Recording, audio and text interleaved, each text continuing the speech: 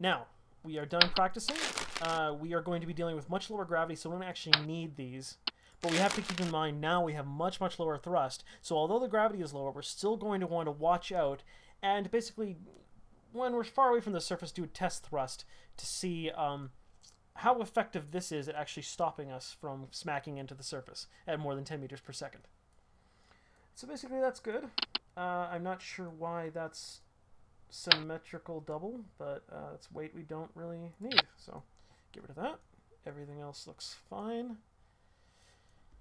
Okay, so basically this is a lot heavier than our command module of our previous rockets. So we're going to want a much larger rocket to get it not only into orbit, but orbital insertion into the orbit of the moon, and then landing on the moon. So in my experience, I usually use some of this fuel to get, you know, to as a form of braking once I get into the gravitational influence of the moon, but I don't want to use too much because I do need that when I'm actually landing and heading toward the surface of the moon. So it's all about fuel management, basically, this game, and spaceflight in general, I assume. So we're going to want to create a rocket that's powerful enough to use. So kind of design decisions we're going to want to make is we're going to want to basically have 3 stages behind this lander is the general rule of thumb I use. Basically, you want one stage with the boosters to get you out of the atmosphere part of the way. And then you want a second stage that actually has controllable rockets to get you into orbit. And then a third stage, which doesn't necessarily need to be very powerful, and that's used for orbital insertion toward the moon. And so that's a basic rule of thumb that we can use here. So we want, with a lander this heavy, we basically want 3 rockets, or actually no, we do want that because we want it attached at the bottom. And we have an engine. We don't really need thrust vectoring since we have the RCS, so we can use a more powerful engine. Although, yeah, we'll use a thrust vectoring. It's more important to have a balance of control. Let's see, and then a decoupler at the bottom. Now, as you can see, our rocket is getting quite tall already, and it's going to get even taller. So it's going to be something you want to watch out for, basically. And then you want the second stage. What you can do is this handy-dandy tri-coupler can allow you to attach with the 3 symmetry multiple, you know, rocket engines here. Now, one thing you got to be careful is these are actually attached here. They're going to flop around a lot here. So, to counteract that, you're going to want to put a strut. And thanks to symmetry, everything is symmetrical. So basically, that should be good. And that should be good. And that's a little tall. Let's try it with that. And for a little bit more control, we can have winglets here, an advanced SAS module here, and since that seems to be a lot more weight, we're going to put that fuel tank back. Now, these will help counteract the fact that this rocket is so friggin' tall, and we probably want to put another few winglets down here. Stability is the name of a game when you have a rocket this tall and this clunky.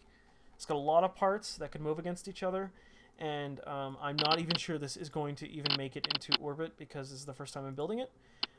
Generally, it will take you a few trials and errors to actually get a rocket that can make it into orbit that's also capable of bringing you all the way to a moon. So we're going to want to do this right here, and actually one thing that we could do is rather than having boosters, which we can't control, we could actually attach even more fuel tanks. Why not? Or we could attach one of these. These are really powerful boosters. Really, it's up to you.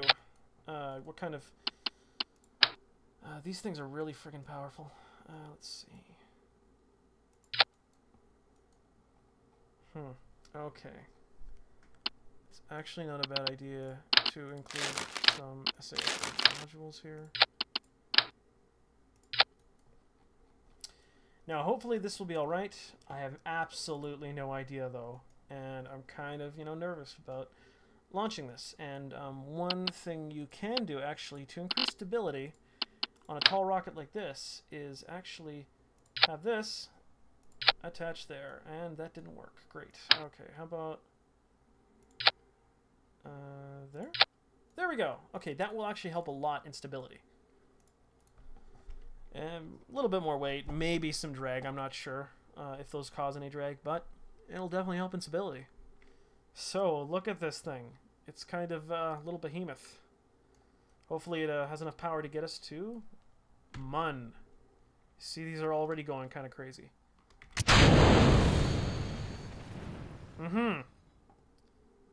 That's just great. I'm not entirely sure what blew up here. I don't even know. I really don't. But look at this thing. Look at it wobble. God. I don't know what blew up back there. I really don't. Everything looks okay. Oh, it seems that our central engines are also firing. Now see, look at this wobbling. This is something you want to avoid when you have a really tall spaceship. Because, oh, I see. So that's what destroyed. That's what got destroyed. This is the kind of situation that definitely is not part of the plan. So here we have our lander again. We may as well abort.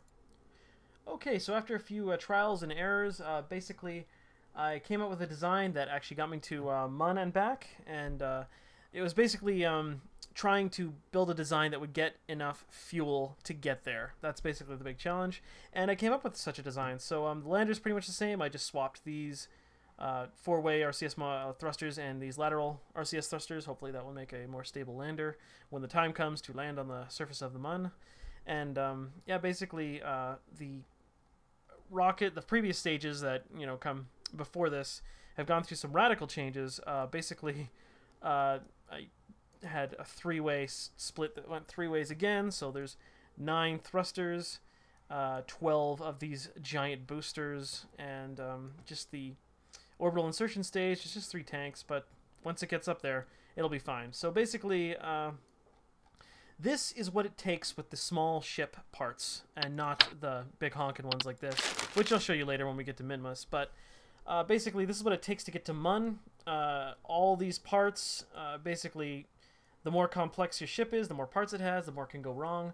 All these parts can slide against each other. It makes the ship more flexible, makes it wobble around more. So that's what's with all this bracing here, which does work, does keep it steady, but it does add weight, and it does just make it look like a big hulking mass of metal and fuel. But basically that's what it takes to get to, the Mun. So basically it does work, and so let's go see it work in action again. Loading. This rocket does not wobble nearly as much as the last design did, basically because there's so much more stuff up top that it kind of, acts as, well, reinforcement, quite frankly. And there's SAS on, thrust to full, and launch. As you can see, it wants to tip quite a lot. You can activate RCS, advanced SAS modules will automatically engage RCS as well as winglets, so they're quite useful that way. But RCS uses fuel. Luckily, you can turn off RCS, so the advanced SAS modules don't actually utilize RCS when RCS is turned off. So we're going to wait until the fuel in all 12 of these runs out, and then spacebar, and spacebar again. And it looks like we caught something. Great. Come on. Fall off. There you go. Hopefully they didn't steal too much momentum from us. That didn't happen last time, so things are different even now. As you can see, there's a little bit of a wobble, but not nearly as much because this kind of acts as bracing. Basically, the design of this rocket is these 3 are attached to each other, and it's basically suspending the next stage from these 3. It's kind of hanging down. It's not attached here at all. You can kind of see the rear rocket here just wobble a little. And these winglets just going crazy, trying to keep it stable. I guess the larger it is, the more stable it tends to be if you have a bunch of bracing on it. So it's all about getting enough bracing, making sure it doesn't move around too much. Getting out of the atmosphere in all this hulking mass as fast as you can, with as much thrust as you can. As you can see, these are getting hot. Not too hot though, I don't have a warning here at all, so should be fine. Gotta wait till 20 kilometers, which is about coming up now. Going to, boom, turn off SAS and activate RCS at the same time. It's usually the strategy I use when you need to adjust your course. Turn RCS on, SAS off. We need to keep it the same, do the opposite. Although, okay, so we don't want to go too far horizontally, which is why it's useful to keep RCS on for a little bit longer. I added a RCS fuel tank there, which is basically for the purposes of what I'm using it for right now. And you can activate pop SAS off and then on to reset where it's trying to go to be where you're pointing at now. Otherwise, it'll just wobble one way, then another, and just take a really long time to get there. So let's see on the map. Okay, our highest orbital point is above 70K, so we can stop our thrust to save fuel, reorient ourselves to point horizontally, and once we get to the peak, we can turn those back on.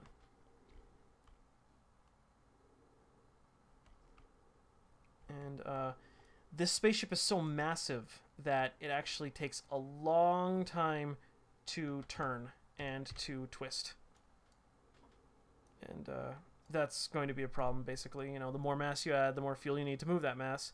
And that fuel also has mass, so you kind of get an exponentially increasing problem. That's why this thing is so huge, just to get to the Mun, which is the nearest celestial body to our homeworld here, Kerbin. And actually, to get to Mun, actually, I should make this clear. You want to turn at either 270 or 90 degrees. 270 is best because it's in the same direction that Mun is orbiting. Basically, you want to be spot on as you can with 270. I'm a little off. I should be over here, but I'm here. So how do you correct that? You basically use RCS to turn. See, it's so massive, it takes so long to turn. Basically, go over here when you start to speed up in the horizontal lateral motion. And you keep firing until this moves over here. So really, any distance, altitude above 70, you can start firing your rockets for lateral motion. You see, as soon as you do that, it moves over here. And really, when you're this close, once you get out to the orbit of where Mun is actually hanging out, it's oh my, it seems for some reason this wants to move sideways a lot.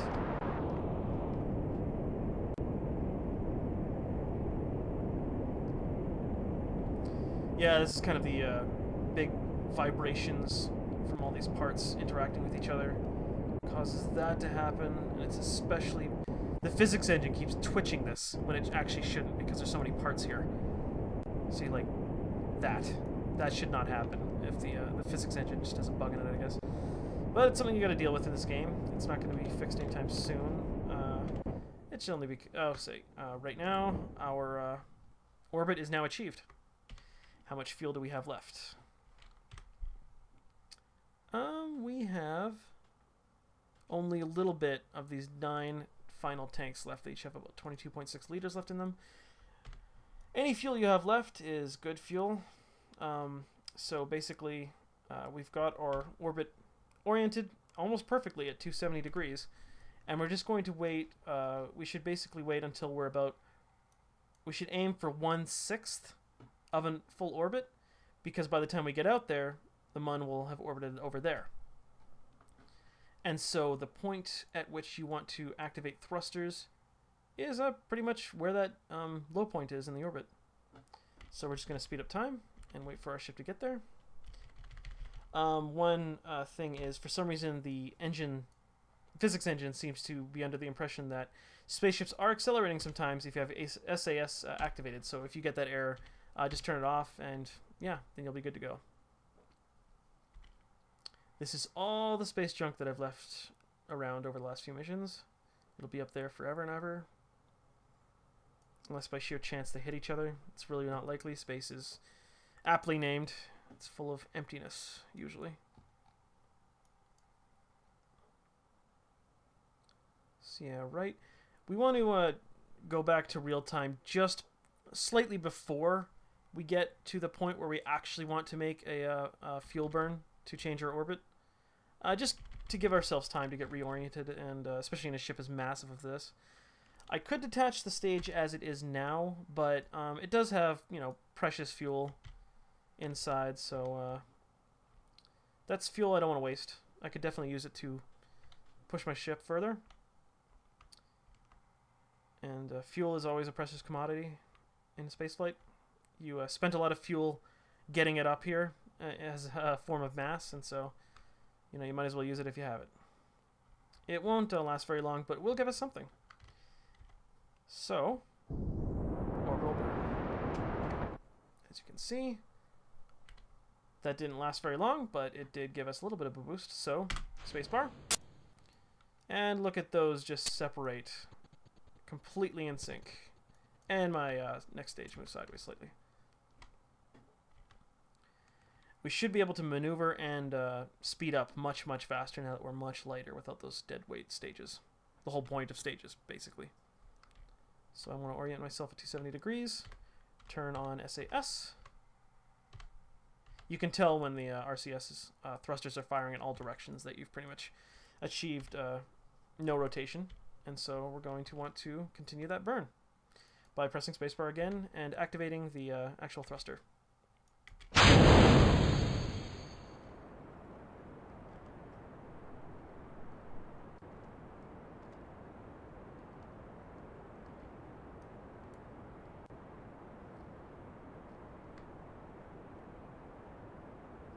Actually, we need... Oh, man, we should have... I should have not used RCS so much. This is our lander RCS fuel. We have very little left, so we're going to want to conserve that, actually. Oh, that was why I couldn't turn. I had time factor initiated. Yeah, we're pretty much missed the marks. We're going to want to wait for another orbital period before we try that again. I will just orient myself 270 degrees, a little bit below the horizon. Turn on SAS. Yeah, see, it still thinks we're under acceleration, so turn off SAS. Time warp. As you can see, our previous stages, they'll probably continue to orbit forever. I believe you can still see them. Yeah, they're still hanging out with us.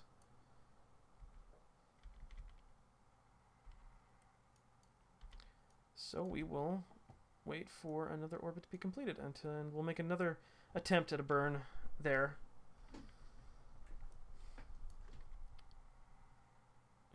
The whole point of this game is being patient. You have to wait until the opportune time that your fuel can be most effectively used. It's all about fuel efficiency and fuel management.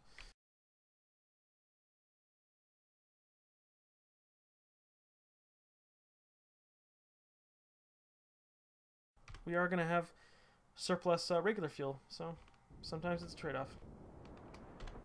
Here we go. Thrust on. Now, notice I'm not actually changing. I have it full blast on thrust, and as you see the other high point of the orbit, it will actually get away from the planet faster and faster and faster, actually, as the same amount of thrust goes on continuously. And that's how physics works. It takes a smaller amount of energy as you get away from the planet to increase your orbit. Now, Mun is at an altitude of 11.4 million meters, so 11.4 thousand kilometers, and as you can see, I'm going to want to lower my thrust because I wanted to get it in the general neighborhood of this, and the map screen will tell us when we're getting into the influence of Mun when it gets over there. So we just want to make sure we can stop thrust when that happens. It doesn't take very much thrust at all to actually move our orbit up at this point. This is actually why it won't take that much more fuel to get to Minmus, actually, once we have the aiming correct. So we have... Oh, wow, that's spot on with the 270 degrees. So we're just going to wait. And there we go. We turn off thrust, and we wait.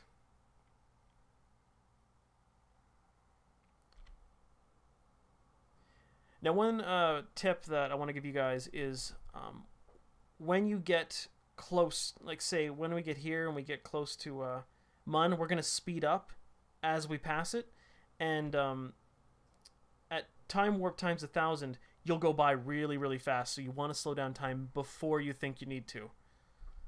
Because I've definitely missed a few key, basically, course corrections because time went by really fast.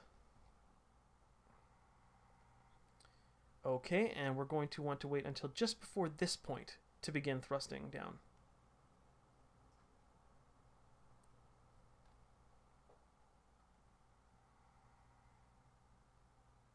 Okay, that's good enough.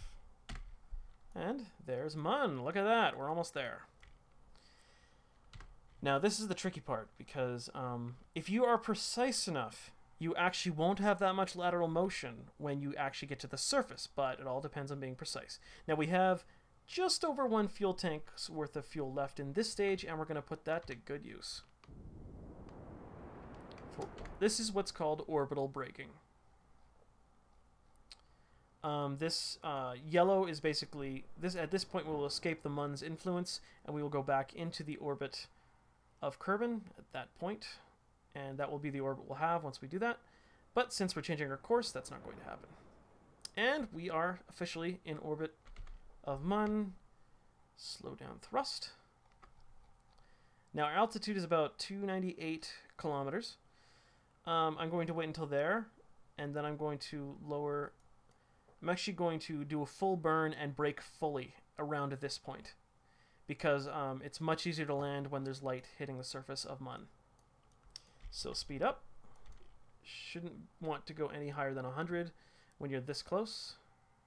That seems like a game error that's actually orbiting within the interior of the Mun from my last mission landing on it. That shouldn't happen. Okay. Real time. And we are going to orient ourselves to brake. We are almost out of fuel, but whatever fuel that's left we can still make use of, and then we can get rid of that stage.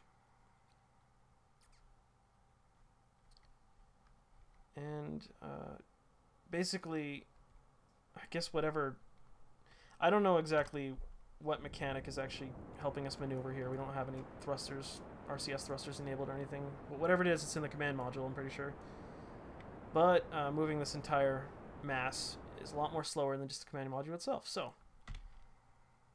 we used up that fuel. It wasn't very much, but it did change our orbit for the better. So we're going to detach that. Then, actually, this thruster doesn't have very much thrust. So we're going to want to use it right away, because it takes a long time to get where we're going. This side and this side, our goal is to actually close those two so we're almost falling straight down. And we can do that by constantly following the X. You can see it changes as our lateral motion becomes almost nothing, and the only motion we're having is falling toward the surface of the Mun.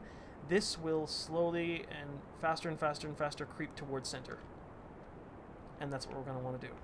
We're going to want to keep our dot on this side of the X. We're going to want to keep the X between us and the center of the sky part of the trackball here. As you can see, same amount of thrust, the X is drifting toward the center faster and faster and faster. We're going to keep going there. We're going to want to reduce thrust when it gets close, because it's going to, as you can see, our speed is so slow that at this point it doesn't make much of a difference. And see, the flexing of the spacecraft itself is making it jiggle. That's how slow we're going compared where this X is gauging. Okay, so like our practice runs landing on the homeworld, we're going to want to line this up in the center. And basically we're going to want to speed up time until we get to about 300 meters per second, and then we're going to want to do a big burn to get it down below 100. Do that a few more times until we get really close to the surface of the Mun. Speed up time. Don't want to go any faster than 100. Because believe me, you'll fall toward that a lot quicker than you think you will. Okay, now here's when we wanted. Here's why we wanted to stop at 300 meters per second. Full thrust. It's going to take a long time to actually get back below 100, and it's going to be terrifying when you're really close to the surface. When you're like 10 kilometers away, it always looks like you're about to smack into it, so you really got to watch it. When you get to within 20 or 10 kilometers, you're never going to want to go above 100 meters per second. When you get to within a kilometer, you're going to want to make sure you're constantly maintaining 10 meters a second. It's deceptive because we're actually 125 kilometers from the surface. It's deceptive. We seem to be moving really slowly, but we're actually not. It's only because we're so far away. So we want to wait until that's below 100 meters per second. Jebediah is having a grand old time. Now, I know I said I would demonstrate EVA in the middle of space. We can do that on the way back. I kind of forgot to do it. I don't want to do it when I'm descending toward a celestial body at this point, because that would be pretty disastrous. So we're below 100. Lower thrust. Speed up time. Don't go any faster. See now. See how fast I'm going toward the planet? Or moon? Now I'm kind of worried, actually, to tell you the truth. And this is a situation you want to avoid.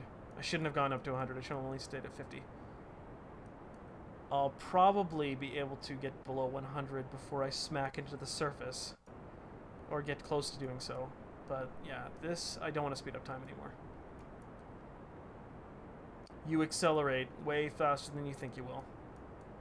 You always want to play it safe. Don't get impatient.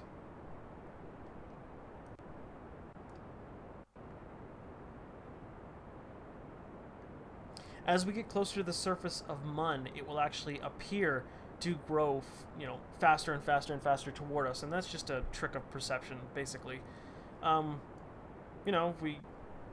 We're still heading at roughly the same speed when we're further away, about 125 kilometers. It just, because we're so much closer, it looks like it's coming toward us so much faster because it's so big. That's just how our brains work. So yeah, I was panicking a little before, but no, we're fine when it comes to thrust. Now, we don't have much RCS fuel left. I'm just going to see. Yeah, we do still tilt a little when we use RCS. So one strategy, while we're doing this braking, we can still play with the X by going off center, pushing it toward the center. You always want to keep pushing the X toward the center. That will get rid of your side-to-side motion. That is the biggest nightmare that you'll want to get rid of when landing a lander. Because your big thruster, it's pointing down, but if you're moving to the side, that's what RCS are for. And unless you have them perfectly balanced, like I don't, you're going to want to try and get rid of lateral motion, as effectively as you can before you actually get to the surface of the planet. It doesn't look like we have much lateral motion now. It's only because we're falling at 100 meters per second, but once we get down to 10 meters a second, it really becomes apparent how much lateral motion we have. So try and get this as perfect as you can, even if you think it's just a couple pixels. It will make a big difference once you get close to the surface. We might as well do our landing gear now. We could do it before or later. There's no real rules since there's no atmosphere to cause drag on it. Also, lateral motion with a lander that's this tall. As you can tell, this thing would be really easy to tip over if you made it land even slightly at an angle, because it's just so tall. And we have the trackball is switched to surface, and as you can see, that X has also switched its position. You want to continue pushing it toward the center if you can.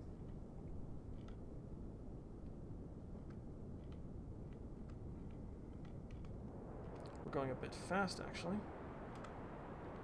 The reason I'm so paranoid about going too fast is because this thruster isn't that powerful, and it takes a long time to slow down. That's partially because it's weak, but that's also because our lander's kind of heavy. Okay, the X is pretty much in the center now. Now we are within 6 kilometers of the surface. I'm going to want to try and slow down. You can see rocks on the surface of Mun. Another thing you want to be aware of too, the ground isn't always level, so don't freak out. If it looks like you're moving sideways and things starting to tilt, sometimes it's just because the ground has a slope and you don't actually have that much lateral motion. So let's even though you can see I'm moving the X, even though I'm also tilting, these RCS thrusters can still be very useful in getting the lateral motion. Okay, we're actually slowing down a little too much. If we take too long to get, we're kind of running low on fuel here. We have to watch that. If we run out of fuel before we land, we are almost certainly dead.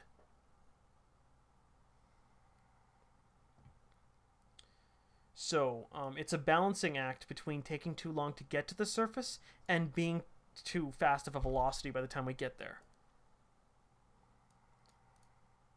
And so 60 meters a second is a little too fast. We are 2,500 meters in altitude. As you can see, I'm only going like 35 meters per second. You see how fast the land is coming up toward us. So at this point, also you can see our lateral motion is becoming very, very apparent. Okay, it's a little... So actually, this thruster doesn't consume fuel that much, so I guess I'm a little paranoid about fuel, but paranoid is a definite plus when it comes to spaceflight, because basically there's you're all alone out here. There are no emergency services. There are no gas stations. There are no pit stops. No repair garages. Okay, so if you can, it would be ideal if you came in at less than 5 meters per second, but the slower you go, the more apparent your lateral motion is going to be. So this is perfect. We have a thrust that's slowly ticking down, and... no. Okay. There you go. Jeez. Man, I'm paranoid.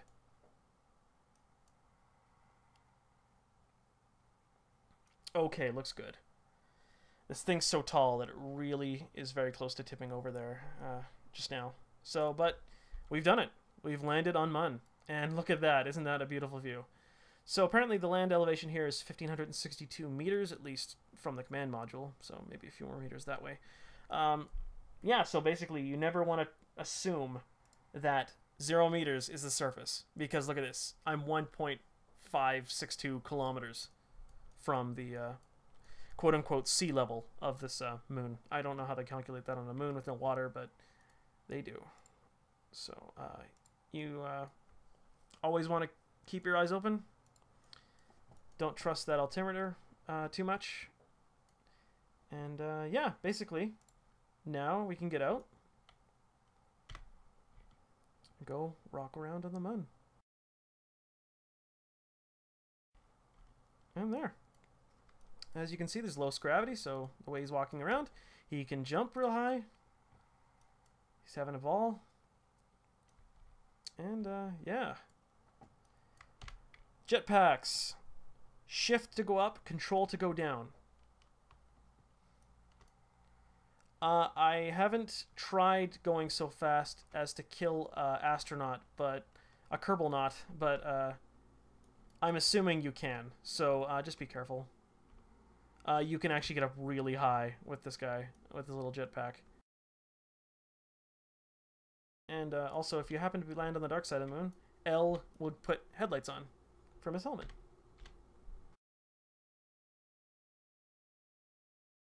You can basically walk around. In this version of the game, there's nothing much to do. I forgot I had the jetpack still on, so now I'm going. As you can see, you can go high enough to maybe get the whole planet in view. And the vertical speedometer still works just as well, so does the altimeter. And there is the planet Kerbin.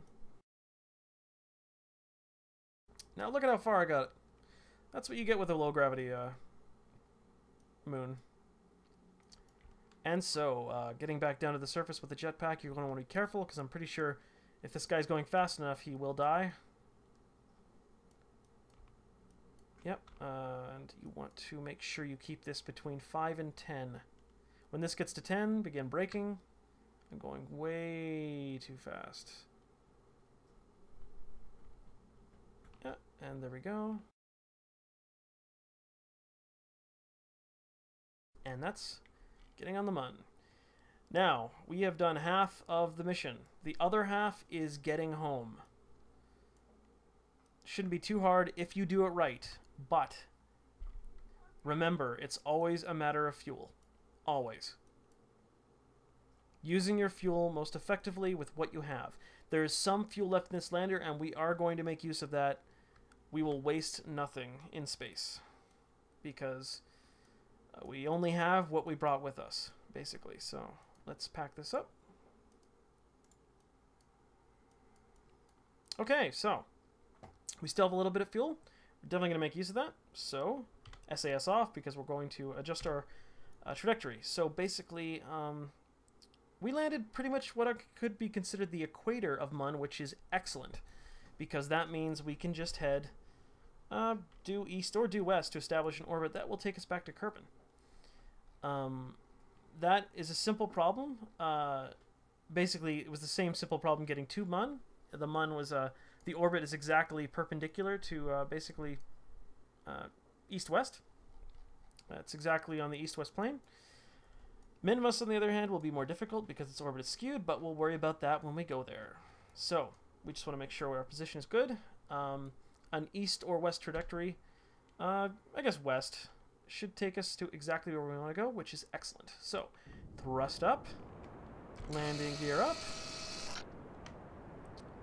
go 90 degrees, which will take us, actually I want to make sure I'm not tumbling out of control. You have to remember there's no atmosphere on the Mun, so you really don't have to worry about escaping it before you start orbiting. You can just go at 45 degrees right off the bat. So it seems that I am actually heading... Oh, I suppose I could have just looked out the window. Anyway, this will work. Either direction of orbit should be fine. Thrust to full. Wait until that fuel runs out. Then detach, and we can use this thruster. Now, once this stage is attached, we're actually going to be ridiculously light. And this is the same engine as that one. The fuel tank's just half as big. But it'll be more than enough for this little tiny remnant of our giant rocket to get home. Almost out of fuel. We have RCS thrusters, but the RCS fuel tank is down here, so they'll actually do nothing.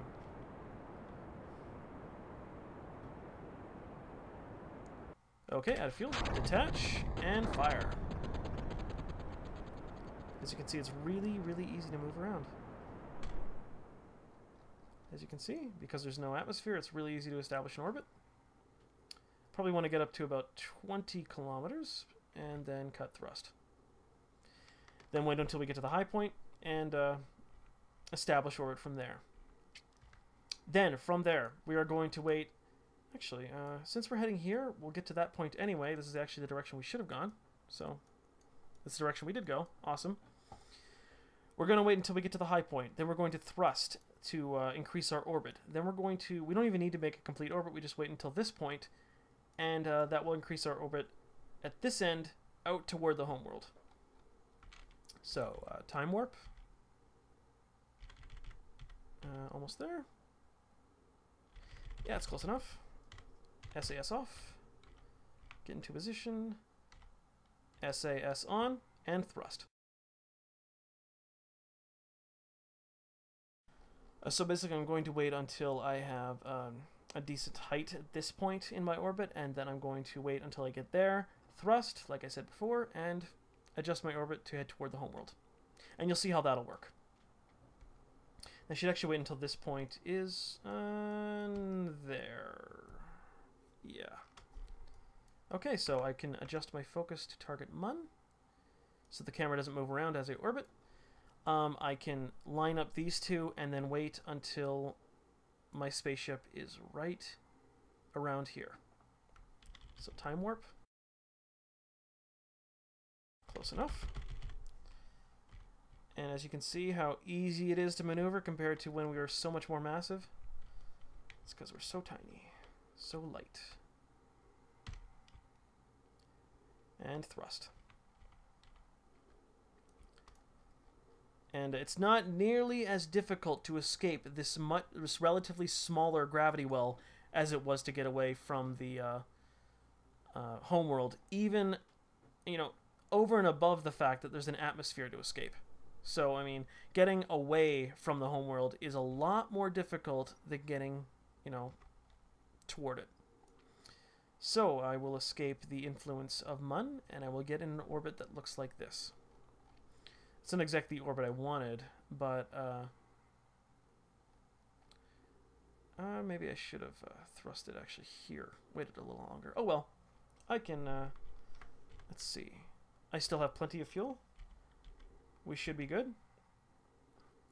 And I will make use of atmospheric braking, even if I need to or not.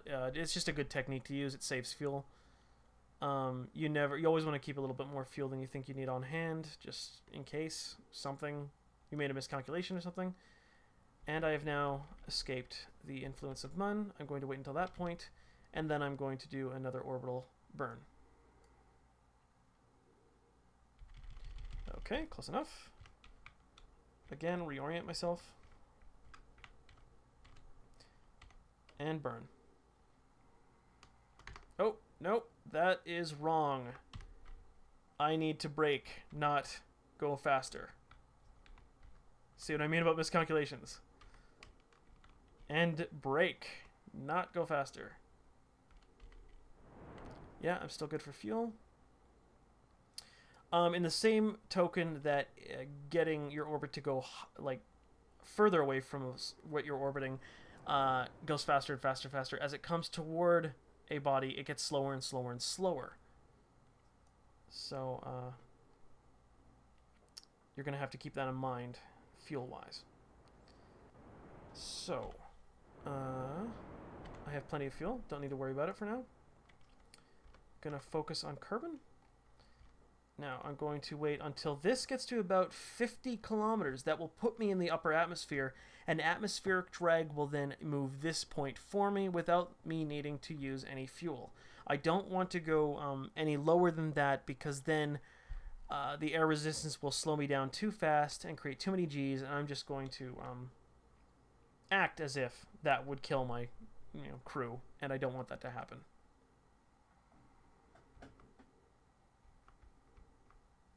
Okay, close enough. Time warp. I've entered the influence of Mun again because of my braking, and I've exited again. Oh, look. Okay. This is interesting. Mun adjusted my orbit. Do you see that? So, unless I want to smack into the atmosphere and I won't burn up, not in this version of the game, but, let's pretend I will. So I'm going to actually want to speed up a little. Normally, ideally, I would want to be here to speed up this point in the orbit, but that's not really an option at this point. So, orbital burn. Because I'm going faster, it expands my orbit. And I'm going to want to wait until this is just above 50 kilometers. There. And time warp. This should automatically make time warp go to real time the second I enter the atmosphere when I get below 70 kilometers. So I don't really need to worry about braking. Really, it's an orbit that's just decaying slightly, so I don't really need to worry about braking anyway. But it's interesting, actually, when you do this kind of maneuver. It always looks like you're about to collide with the planet, even though you're not. You get closer and closer and closer, and as you think you're about to hit it, no, you just swing around. And interestingly enough, mission control is right there.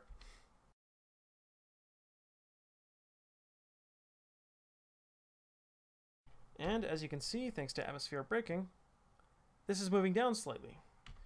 Now, we're actually still in the upper atmosphere. We don't have very much air resistance at all, so this isn't moving very fast now. But since apparently our low point is 51 kilometers, 52 kilometers. There's my cat again. Yeah, as we get into thicker and thicker air, we're going to be braking more and more and more, and this will move down faster, faster, faster. But this is basically, yeah, atmospheric braking, using basically what nature provides to do your vectoring for you. NASA does it all the time. They use the moon to slingshot, I don't know, some Mars probe, or use Venus to slingshot Voyager to the outer planets. It's gravitational slingshotting. This is kind of the opposite. This is atmospheric braking.